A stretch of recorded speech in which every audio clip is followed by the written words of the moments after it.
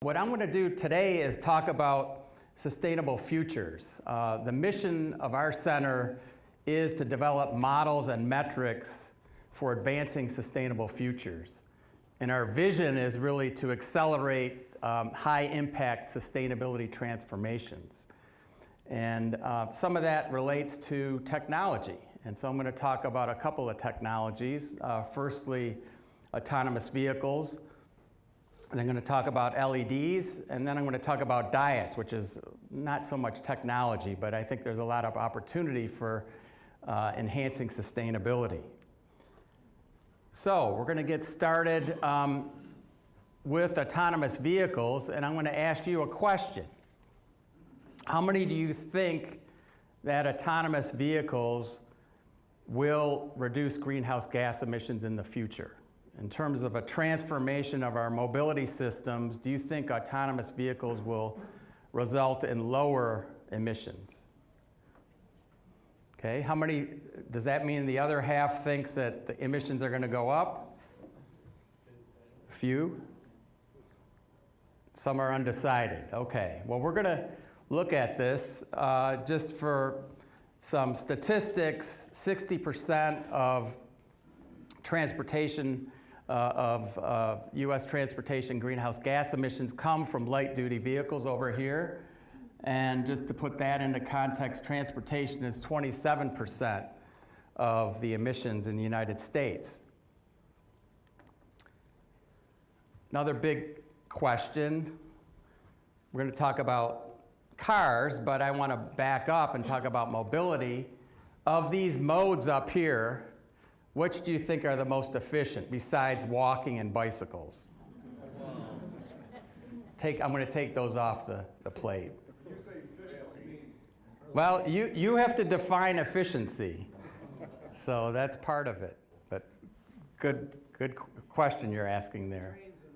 Trains and buses. Anybody else? Planes. That's good. All right. Well, here's statistics. This is looking at, in terms of efficiency, we're looking at energy intensity, which is BTUs per passenger mile. So how much energy it takes to move a person a mile. Results are a little bit surprising. Some said buses. Buses are actually, on this plot, the most energy intensive, right? So least is motorcycle, rail. And then, interestingly, air is more efficient than cars. Right? You'd think that air is not going to do well. There's some numbers at the top of the bars. Does anybody know what those numbers represent? Because that's an interesting insight into why this graph stacks up the way it does. How many people per vehicle? Yes, the vehicle occupancy. Okay. So on average in the United States, it's 9 for buses. And these buses can hold, 40, 50 passengers. So that tells you why, because of our occupancy is low, it doesn't do well in terms of intensity. Aircraft does pretty well because, as we know, when we get on a plane, we're packed in, right? Okay. Cars at 1.6 on average. So, but this is an interesting and important metric with regard to sustainability, and that is utilization of your assets, of your vehicles, right? The occupancy is 1.6, and there's not too many two-seaters around. Most of the cars have capacity for at least 5. You have SUVs. SUVs, the average occupancy is less, it's around 2, I think, or less. So we're not utilizing the vehicles. If we look at commuting to work, the occupancy is about 1.1 or 1.2, and you can't go below 1 unless maybe we go to autonomous, right? So anyway, this is an important starting point. The approach that we use at the Center for Sustainable Systems, one of the methods is life cycle assessment. I'm going to give you a one-slide primer. You probably, most of you are familiar with it, but if you're not, This is a schematic, a generic life cycle, which starts with raw materials and goes through processing to get engineered materials, and you have manufacturing, use, retirement. You could have reuse, you could have recycling, remanufacturing, and some disposal. We draw boundaries around that system, and then we look at the flows of material and energy into the system and the flows out. We develop a profile of the product to see how the impacts are distributed and where are there opportunities for improvement. Excuse me. Example, one of the big studies we did with Ford, GM, and Chrysler was the first inventory of a mid-size car. And this is to establish a benchmark so they could understand improvement. And this is the profile for 120,000 miles of driving. And you could see the energy for the materials, the manufacturing, the use, which is 85% of the energy, and then a little bit for end of life. But this allows you to look at strategies like lightweighting of a vehicle. So if I take the body of the vehicle and change it from steel to aluminum, I'm going to ask you a question. How will this graph change? Lower fuel. Lower fuel? Correct. As you said more fuel? Lower, yeah. Right? You're lightweighting, so less mass to move. What else might change? Manufacturing might go up. Aluminum. Very good. Aluminum is more energy intensive than steel, so that's going to go up. This allows you to look at that trade-off. And we've done a lot of work on lightweighting. I'm part of a American Manufacturing Institute on lightweighting. But we're going to focus, we're going to get to autonomous, but to get there, we're going to go through electrified vehicles. So we've modeled electrified vehicles, in particular PHEV, and this is data, this is part of a US-China center looking at clean vehicles. And what you see here is the volt, and on the y-axis is the total life cycle greenhouse gas emissions associated with the vehicle per mile. On the x-axis is the amount of driving in electric mode. So 0 is all gas mode, 1 is all electric mode. Those lines represent where you're charging the vehicle. There's different grids in the United States. In general, as we drive more in electric mode, the emissions go down. There are 2 grids in the country where the emissions actually go up as you drive more in electric mode.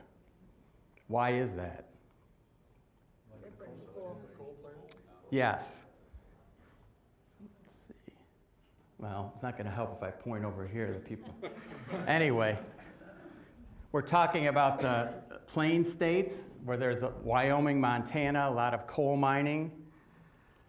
And we're working with China on this project. Their big strategy is to electrify vehicles to help with sustainability. And if you look at the Chinese grid, it's heavy coal. So they're actually increasing their greenhouse gas emissions. So what's critical with regard to electrification of vehicles is that we transform the grid as we electrify, right? To go to renewable energy, low carbon sources. All right, so a little bit of background. Now we're going to get into autonomous vehicles. And actually want to highlight, this is work of Jim Garwin. He's from the west side of the state here. He's from Muskegon. He is a dual degree student, getting an MBA and an MS in sustainability. And he comes in already with a master's in aerospace engineering. So he's going to have, and he's got a bachelor's, so he's going to have 4 degrees. But this is work in collaboration with Ford to evaluate the environmental implications of autonomous vehicles. And that relates to the question I asked you. So it's quite complex. We're going to look at this across levels, and we're going to start out with just adding the equipment to the vehicle. What does that do with regard to the energy and emissions? Then we're going to go up to the vehicle level, and we're going to look at what does the autonomous vehicle provide in terms of benefits. So we have eco-driving, so we could operate the vehicle with a better drive cycle. We have platooning, and that's where your drag is reduced by cars driving closer together. We have intersection connectivity, so we could have better flow through intersections. That's at the vehicle level, and then we'll go up to eventually to the mobility system level, or the mobility ecosystem. I'll take you through it. But our first big study was just modeling the equipment. So we looked at a Focus electric, and we looked at an internal combustion Focus for this autonomous vehicle. So it could be electrified or it could be with gasoline. We then looked at different types of equipment, and we used examples of the Tesla, the Fusion Hybrid, and Waymo Pacifica, and they varied with regard to the equipment. So the Waymo Pacifica, for example, has a very large roof rack, so there's a lot of aerodynamic drag. Okay, so we modeled different scenarios. So this is the equipment here. You could see on the left is the weight of the equipment, and on the right is the energy required for the equipment. So the computer actually dominates both, but 80% of the energy is just the computer equipment. As far as the benefits of the autonomous vehicle, we relied on an interagency study that was done by NREL, and actually one of my students, Tom Stevens, led this interagency study, and they did a review, an extensive review of literature to look at what the potential benefits are or effects of eco-driving, and they found between 7 and 16% reduction in fuel, intersection connectivity 2 to 4%, platooning 3 to 5%. There's another factor. We expect that autonomous vehicles will allow us to drive faster, so that actually goes the other direction with fuel economy. So it increased or the fuel consumption would increase 2 to 8%.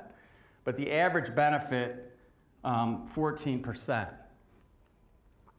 So when we stack all this up, if we start out with a BEV, we have the energy to produce the vehicle plus the use phase. We add the equipment, the CAV sensors, that increases the energy by 4%. We then look at the benefits, 10% over the life cycle, 14% just for the use phase.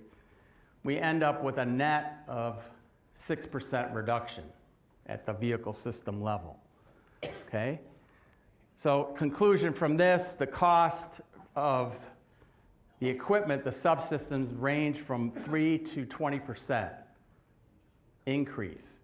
Benefits, 14% on average, but could range from 5 to 22%. And net, we can go from a 9% reduction up to a 5% increase.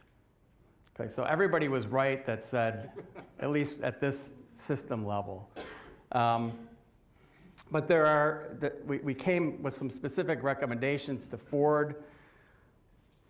Definitely go electric, because if you compare the impacts with the internal combustion, there is a 40% reduction going electric. Data transmission is a big deal. If you go with HD maps compared to standard maps, that's a 35% difference. Eco-driving is important, 11% reduction. The computer, we could see a 10% difference going between a 200-watt computer versus a 2,000-watt. Minimizing drag, I mentioned the large roof rack. That was about 9% more than the small roof rack, and then taking weight off the vehicle. So those are some specific recommendations we've made. Then we go up a level to the CAV system, where we take into account parking. So we could reduce parking requirements. We also then have empty miles, so these vehicles drive without people, which is wasting fuel. If we go with these vehicles that are shared, they'll be utilized more and we could turn over the fleet faster, okay? Cars in general sit idle 90% of the time. They're not driving. But if we have an autonomous fleet, like an autonomous taxi service, these vehicles are going to be driven much longer periods and they'll turn over faster and you could adopt newer technology faster. So these are things we took into account in the second phase of research. We developed 9 scenarios. I'm going to go through all 9 today. No. But these are all the factors that we took into account: the powertrain, the level of autonomy, the range, the charging, the lifetime.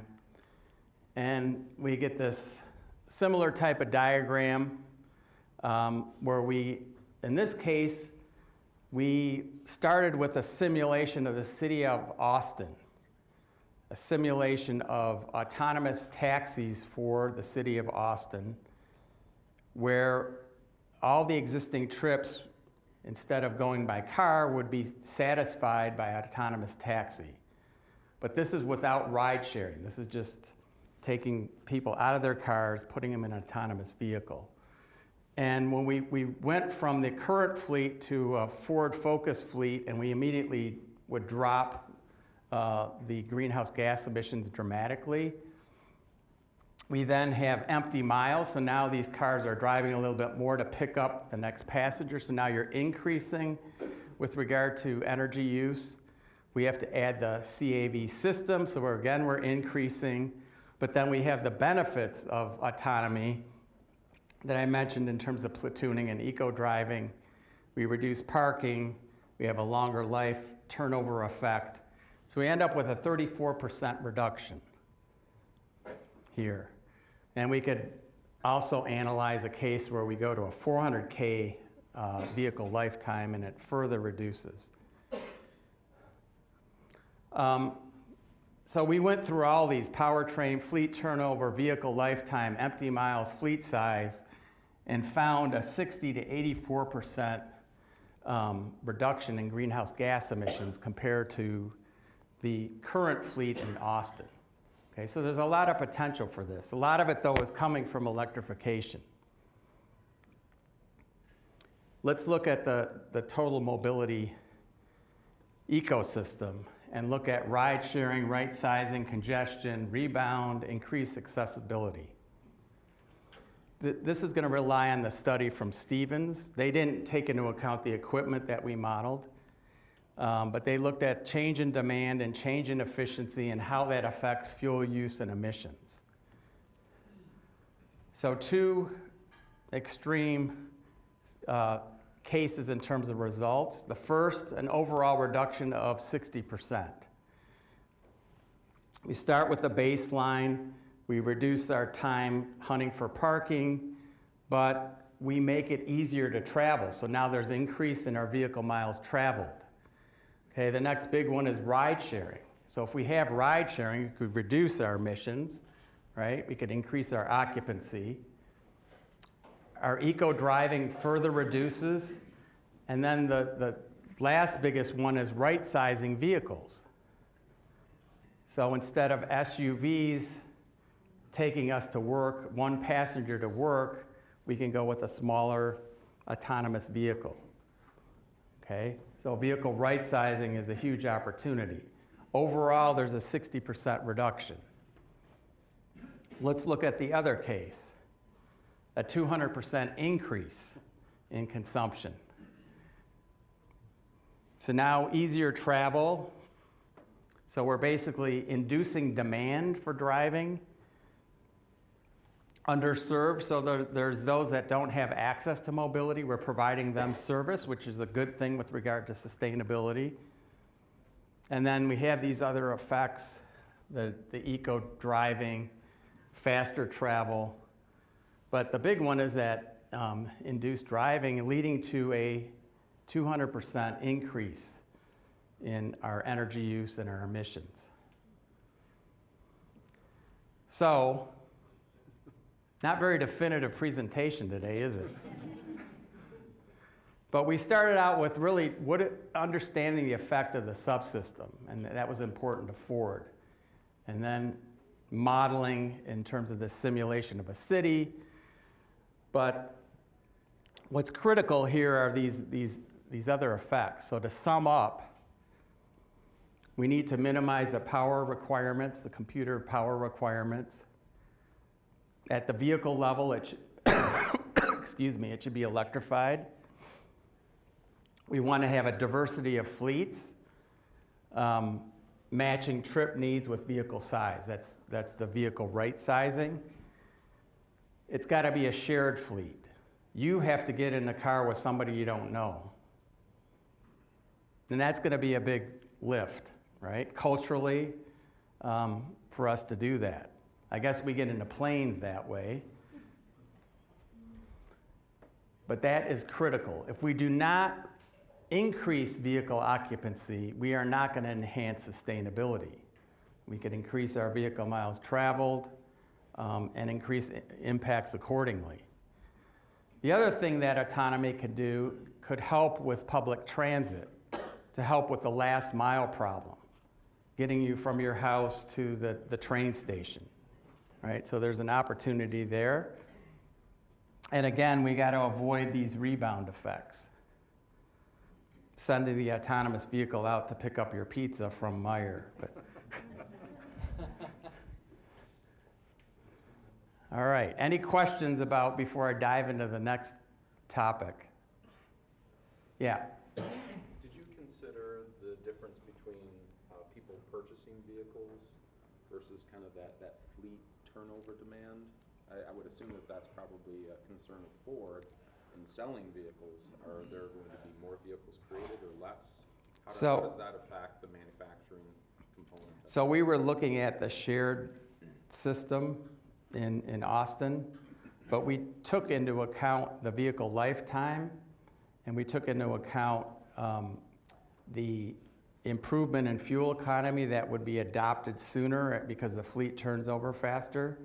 But you're basically talking about privately owned vehicles versus shared. And the results indicate that we have to go to shared. If you go to privately owned, it's not going to enhance sustainability. It may work in terms of a business model, but as far as if sustainability is part of your business model, that's going to be problematic. Yeah, but if it's a shared thing, are there less vehicles that are produced? It depends on that occupancy. If we could really have ride sharing, then you're going to produce less vehicles. Yeah. Yes. You had made mention on one of your charts here, but it showed your comparison when you had your partnership with China on looking at autonomous vehicles. But where you saw their trend was because of them going to more electric vehicles, because of their producing most of it with coal, it would increase their emissions. With their big push over the last 3 to 5 years with renewables, is that a shifting pattern? Yes, they are rapidly adopting renewables, so that is leveling off and it's going to go the other direction. So that's an important part of their strategy. Up to date information, like what they're doing right now. Right, definitely. Yes, Dan. Perhaps this might be skipping a little bit ahead, but do you have any benchmarking as far as if other rideshare platforms like an Uber or Lyft have increased vehicle occupancy? I don't have data on that, but I would say that it probably hasn't too much. I think that a lot of Uber riders are just going, instead of their normal using their own vehicle, they're going in an Uber vehicle. So the ride sharing, I don't think we've really taken advantage of that. Good question. I'm going to transition to this study on LEDs, but to get there, we're going to talk about a model that we developed on life cycle optimization for replacement decisions and policy. And this started out with me posing a question to my doctoral student. I said, when should I retire my car? I had a Focus wagon, at the time, and I said, when should I retire it? I'm interested in retiring it to reduce environmental impact. And you could think about, well, I could keep driving it, right? Drive it into the ground and exploit that embodied energy and emissions. Or I could adopt a newer vehicle, right? Adopt a newer vehicle that's more efficient. This led to a $500,000 grant to the National Science Foundation, which we were awarded to answer that question.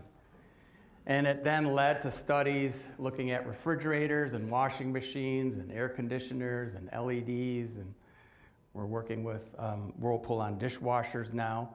But the basic model is you have an existing vehicle or product, the Defender, and there's a newer product introduced or model every year called the Challenger. One is existing, but it's inefficient. The newer one's more efficient, but we got to invest resources, and there's burdens in manufacturing the new vehicle. So there's a trade-off here. So results of our modeling, this was a few years back when fuel economy was kind of flat. Depending on your objective function, or your objective is it's to reduce NOx or non-methane hydrocarbons, CO, CO2, energy cost, you would get a different pattern from when you would replace your vehicle. Okay, does anybody know why I replace sooner or more frequently with regard to those 3 air pollutant emissions at the top compared to energy cost and CO2?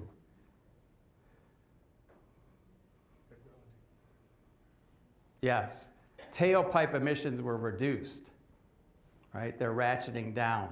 Whereas I said the fuel economy was kind of flat. Turns out with the car, you hold on to it for 15, 16 years, then replace. And that's what we did growing up in our family. My dad was a CPA. He basically drove the cars into the ground, and he did it optimally. I had to get a $500,000 grant to answer the question, but he knew from... We did the same study looking at refrigerators, and you get a very different pattern. You could see energy and GHG and cost don't line up, and that's because refrigerators are getting more efficient. Okay, but with regard to cost, you basically hold on to your refrigerator. But some of you have refrigerators that are too old, that are still operating in your homes, in your garages, or in your basements. You could save money and energy by replacing those, right? So that's one takeaway, follow-up from today's talk. And your spouses will be happy, some of your spouses. All right, let's get to LEDs. So this is a dual PhD student, whoops, Lixie. Lou is doing a dual PhD between mechanical and sustainable systems. We're focusing on lighting, a lot of kilowatt hours, 10% of our electricity use in the United States. And motivation-wise, this is the efficiency improvement of LEDs. This is efficiency of CFLs, and this is incandescents. And on the right side, you'll see costs coming down. Okay, but there's, again, this trade-off question about cost and efficiency in terms of replacement. But if we replaced the potential, if we replaced inefficient with LEDs, we're talking about $50 billion cost savings. I'm not going to show you those plots. I'm just going to kind of sum things up. In general, if you have incandescents, halogens, you would replace with CFLs or LEDs. But if anybody has an incandescent in their house, you go home and take a hammer, take it out of the socket, take a hammer and smash it. Okay? That's, whoops, what happened to my talk here? I think I got this from Lixie. She put me on a timer, I think. So you would replace these things. In terms of CFLs, you may keep the CFL, not replace it immediately with an LED. Now you may want to replace it with an LED because of the quality of the light is better, but the LED prices are coming down, right? So the optimization model is you could, and they're getting more efficient. We found that you could wait, in some cases, a year or two and adopt a cheaper, more efficient LED. Okay? But definitely incandescents, halogens, replace immediately. And I've had discussions with my students. They say, no, wait until it fails and then you replace it. And some of us follow that behavior, but that's wrong. You will save energy and money if you replace it immediately. Other guidance, replace things that are used frequently. This is probably pretty obvious, but you know, if you have a bulb in your attic, okay, if it's an incandescent, I'll cut you some slack. You could leave it there because you use it once every 2 years or something, right? All right, that's LEDs. Any questions about LEDs? I guess it's pretty clear. I illuminated you pretty well. Ooh, that was bad. The numbers change it off, you expand into like an industrial or commercial setting? Actually, this work started with a collaboration with GE, and we modeled commercial lighting, basically the tubes, fluorescent tubes, changing it with LEDs, and yeah, similar kinds of results. And we actually now have LED conversion in our center.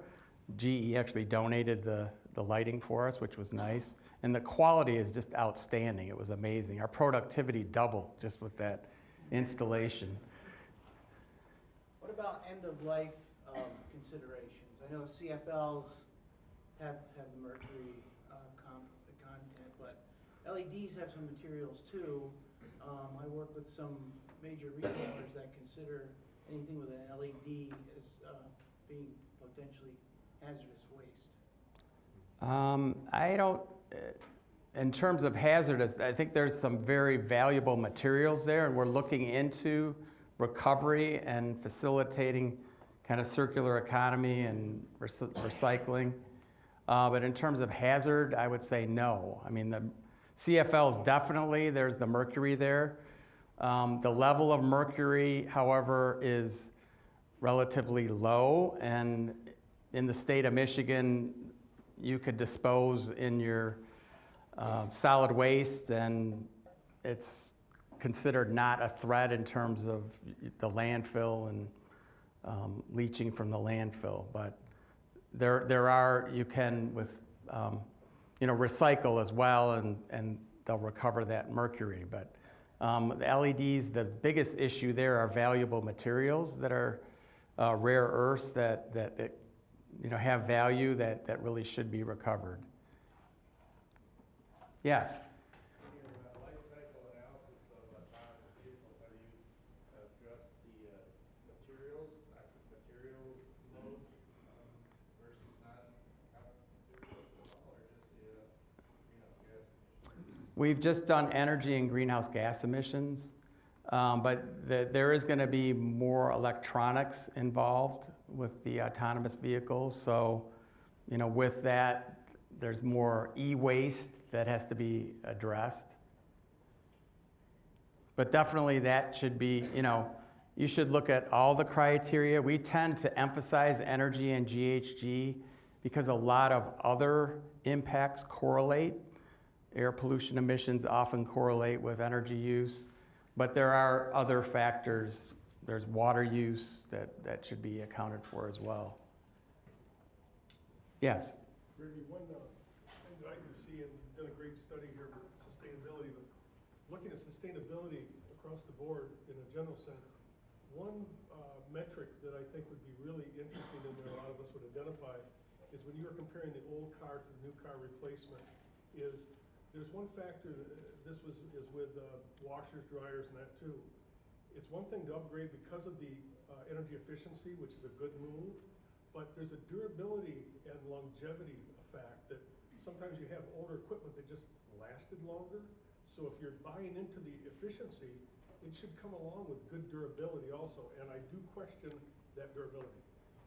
Right, so you're really, you really want to be strategic here, and you want to have an optimal design life. And actually, Lixie has given feedback with regard to commercial lighting in terms of what that durability should be.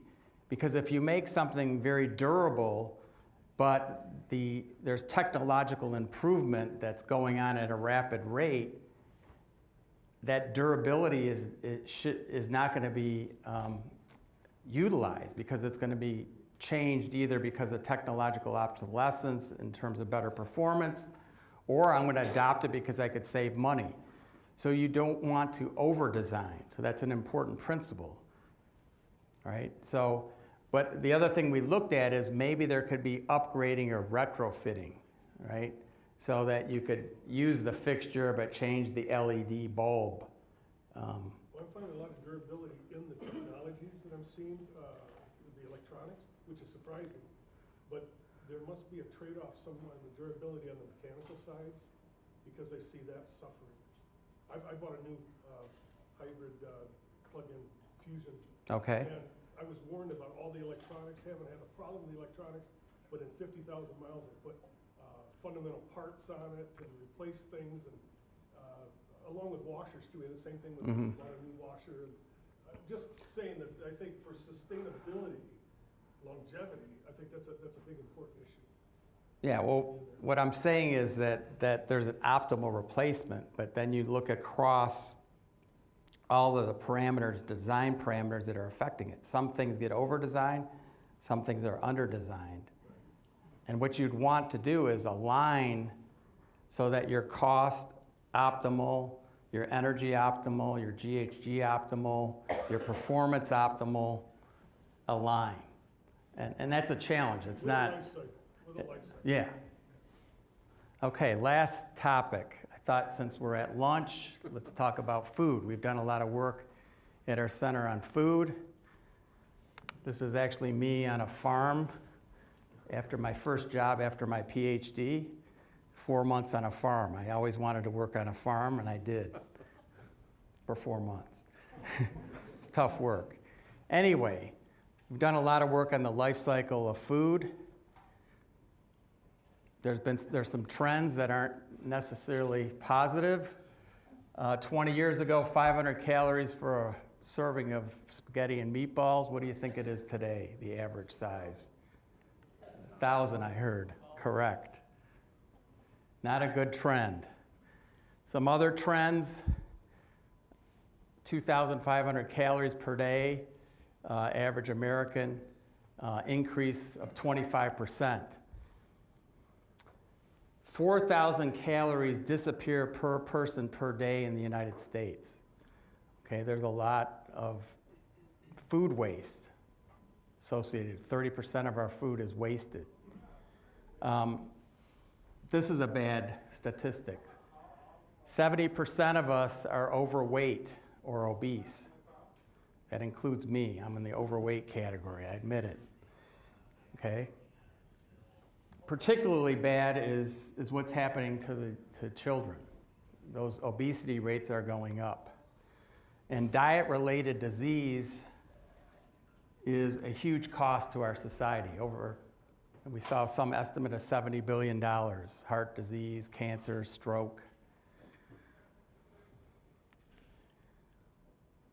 Let's look where we are in Michigan, not too good, 30 to 35% obesity, right? Colorado's pretty good, they're pretty active there, California. Let's look at the energetics of our food system. So this is the food output. Okay, and some of it we eat, but I said there's 4,000 calories per person, 2,500 consumed. To provide that food output, We need to produce it, transport it, process it, package it, retail it. We have food services, we have the household preparation, storage. That all adds up to about 14 quads of energy, 14 billion quadrillion BTUs of energy, which is about 14% of all energy use in the United States going into the food system. Okay? So to provide the output, we need 8 times the energy going in.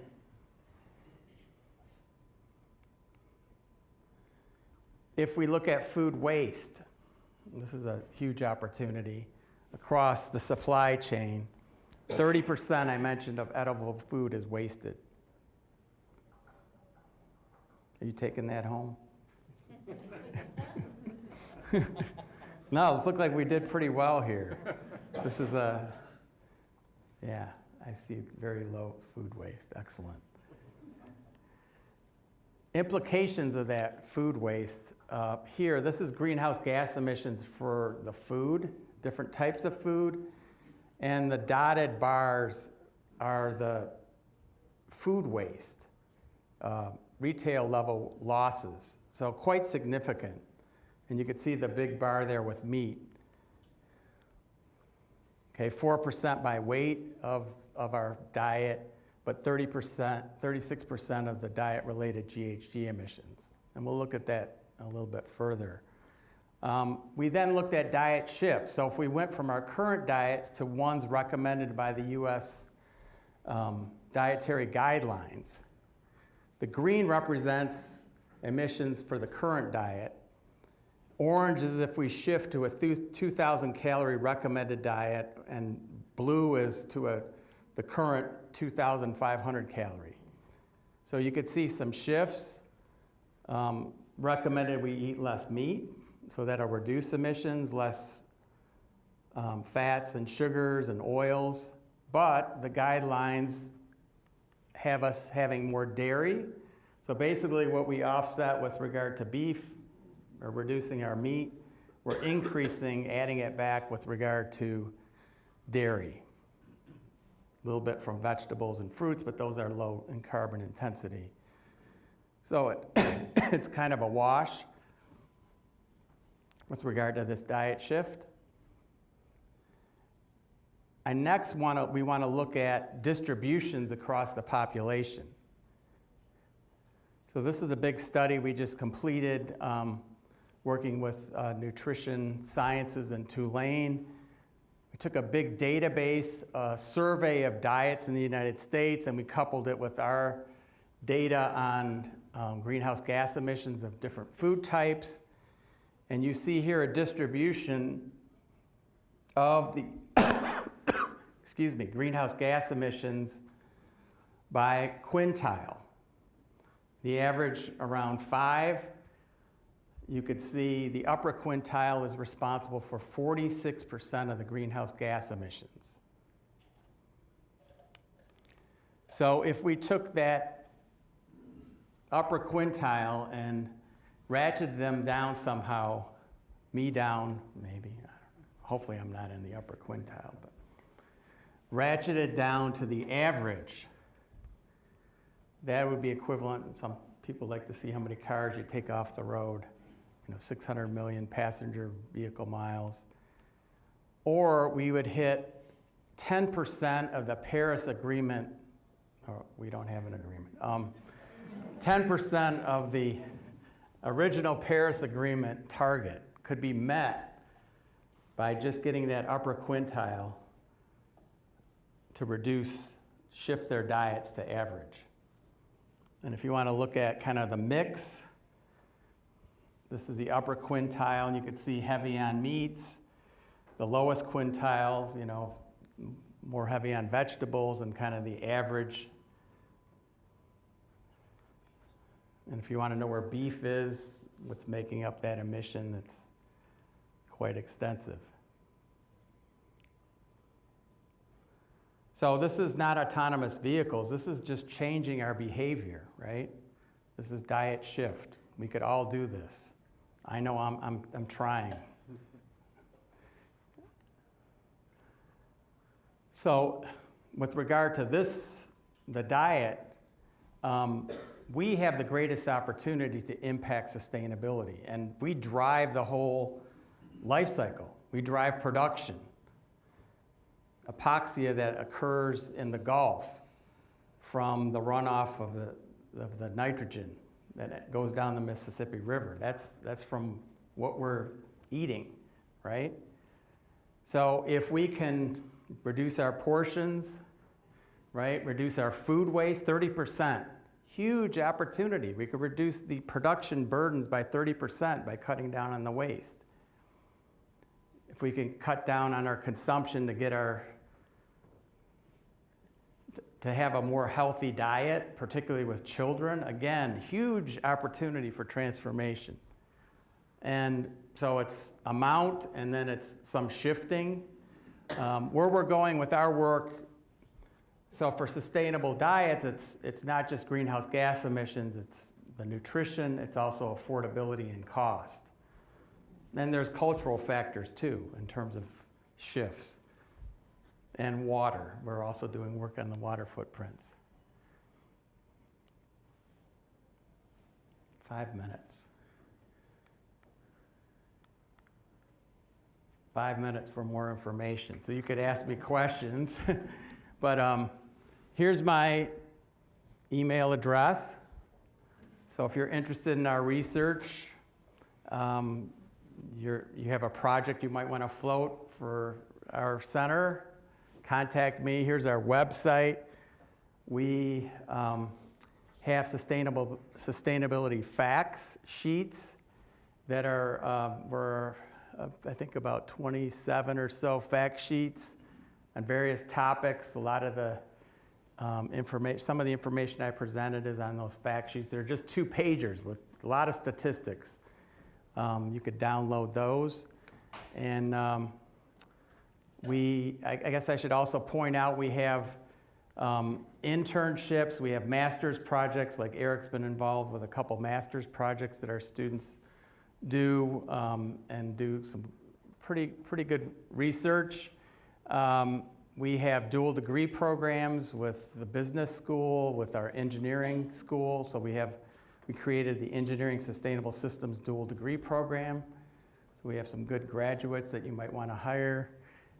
What else should I pitch? But anyway, I'm going to stop because maybe you have a few last minute questions or burning questions. Be happy to answer. But thank you for your attention. I appreciate it.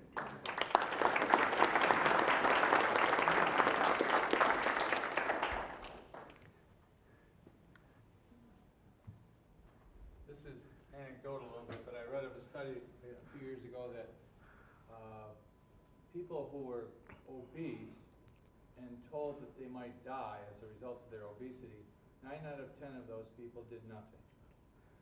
Other people, similarly obese, were shown the positive changes that could result from becoming appropriately weighted, Mm-hmm. and they could play with their grandkids, they could have sex with their wife again, or a whole variety of things. And so the positive, and those 8 out of 10 of those people made a substantial. Interesting.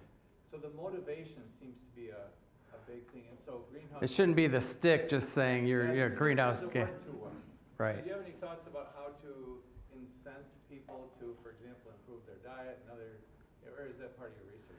Well, we actually have faculty in our school that focus on conservation behavior and education. So that they have more expertise than I in terms of behavior change. So we do the modeling and we provide information and statistics, but you're exactly right. You have to appeal, you have to provide the right incentives to get people to shift. And it's not greenhouse gas emissions. I completely, I mean, in this room it's greenhouse gas emissions, but for the masses, that's low on the priority list. You're exactly right. With sustainability, you take much attention to water. Out west, obviously, they're short on water many times. We grow the world's almonds. Almonds are unbelievably water demanding. Right. It's like 40 gallons for a pound of almonds or something. And you take into account, because can you really sustain providing all the almonds for the world in the desert? Right. So we are adding to the database water, and we've done a lot of water footprints of different food types, but we're adding that to this database. And so we will show what the water footprints for the diets. And actually, my former PhD student, she's a professor now at UC Davis, and is working with the almond industry on doing some life cycle assessment and modeling. But you're exactly right. The water footprint is very important, particularly out west. And I will say, I didn't have time to show the regional differences. So Lixie modeled replacement of lighting and how the grid you're in will influence the results, just like I showed you with the PHEV. You'll get regional differences about replacement. So if you're in a cleaner grid, you could replace sooner in some cases. So it's important to look at sustainability regionally, particularly with things like water and if it relates to electricity use. Another thing on sustainability is of wood, is we have 68 major fires going now. We're not doing a very good job of controlling fires. Trees, plants sequester carbon. When they burn up, they release carbon. Isn't that actually having a major impact of the unbelievable level of forest fires in the West? That is going to, those are significant releases, and wood is a good way to fix carbon. And we actually have in our school a faculty member that deals with forest fires, and particularly out west. We also have a project that I think we're going to get funding on to look at a pine beetle and a pine that could be harvested that has this beetle, and it actually has a blue stain in it. And interestingly, some customers don't like the color that it gives, which I think is pretty cool. It's like you got to come up with like a new name for it. Instead of calling it blue stain, call it like indigo, wood or something. But anyway, we're getting it because this, and we're looking at a certain treatment of this wood to make it more durable.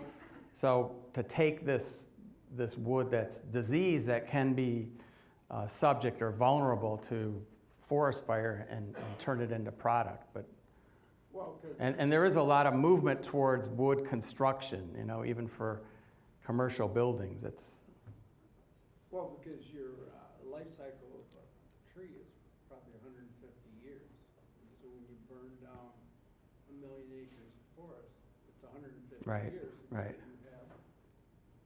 And it's because we haven't done a good job of management, right? I mean, it's true, you could look at all our systems, like infrastructure. We did a lot of work with MDOT on roads. And we could be using better materials if we maintain them better.